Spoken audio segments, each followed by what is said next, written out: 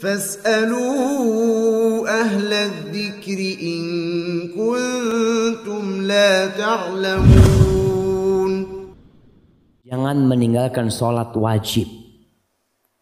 Sebagian di antara kita berpikiran lebih parah mana pezina sama orang yang meninggalkan sholat wajib. Yang meninggalkan sholat wajib siapa? Ustaz, suami ana alhamdulillah baik Ustaz. Nggak berzina, nggak ini, tapi nggak sholat Ustaz. Lebih parah. Wallahi syama. Ini rukun Islam. Maka Al-Imam Ibnu Hajar menjelaskan bahwa orang yang meninggalkan sholat dengan sengaja. Berarti ada orang meninggalkan sholat karena lupa. Ada karena ketiduran. Ada karena darurat. Ini meninggalkan dengan sengaja. Apa yang akan terjadi dengan dia? Maka jaminan dari Allah telah lepas dari diri dia. Nggak ada kehormatan lagi buat dia. Dalam mazhab Syafi'i, orang yang seperti ini yang meninggalkan sholat dengan sengaja, dalam mazhab Syafi'i diapakan? Kenapa dipenggal? Kafir?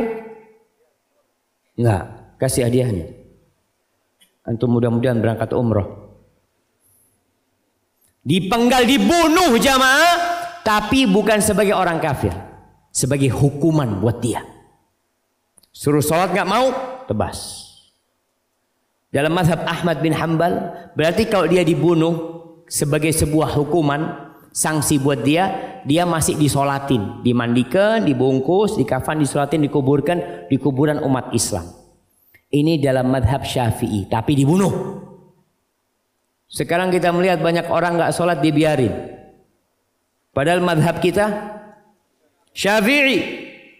Seharusnya para tuan guru datang tuh. Ustaz, masa boleh kita bunuh orang pinggir jalan? Ya enggak lah, dipanggil, dibawa ke pengadilan. Sekarang kan yang dibawa ke pengadilan pencuri ayam. Seharusnya yang nggak sholat itu dipegang juga. Tangkepin, bawa ke pengadilan. Ada pengadilan agama kita. Tanya, suruh sholat, nggak mau sholat, kasih waktu. Berpikir, sepekan nggak sholat, tebas kepalanya. Ini yang menegakkan pemerintah jamaah. Kita nggak boleh hukum yang seperti ini. Dalam mazhab Imam Ahmad bin Hanbal, dibunuh sebagai orang kafir. Artinya kalau dia kafir, dia tidak perlu disolatin, nggak perlu dikafanin, nggak dikuburkan di kuburan umat Islam. Ditaruh di mana Ustaz? Ya sudah, antum gali tempat kosong itu, masukin sana. Selesai. Jangan main-main dengan sholat jemaah. La hadzza fil Islam liman taraka shalah. Kata Umar bin Khattab, nggak ada bagian dari Islam buat orang yang meninggalkan sholat. Maka kita yang pernah meninggalkan sholat, hendaklah bertobat kepada Allah Subhanahu Wa Taala. Apa yang harus dilakukan Ustaz? Ana pernah 20 tahun tidak sholat. Apakah ana harus mengkobok sholat ana? Menggantikan sholat ana yang ana tinggalkan 20 tahun? Pendapat jumhur ulama. Ingat, pendapat jumhur ulama. Artinya kebanyakan para ulama. Dari imam yang 4 itu mengatakan dia wajib mengganti sholat. Ustaz, 20 tahun Ustaz, ya dikali udah 5 waktu Ustaz. Ini pendapat jumhur ulama, antum wajib mengganti. Tapi pendapat sebagian ulama mengatakan dia tidak wajib mengganti. Kenapa? Kalau dia ganti nggak akan diterima sama Allah Jalla Jalaluhu. Tapi dia harus bertobat dengan taubatan nasuha dan memperbanyak sholat sunnah.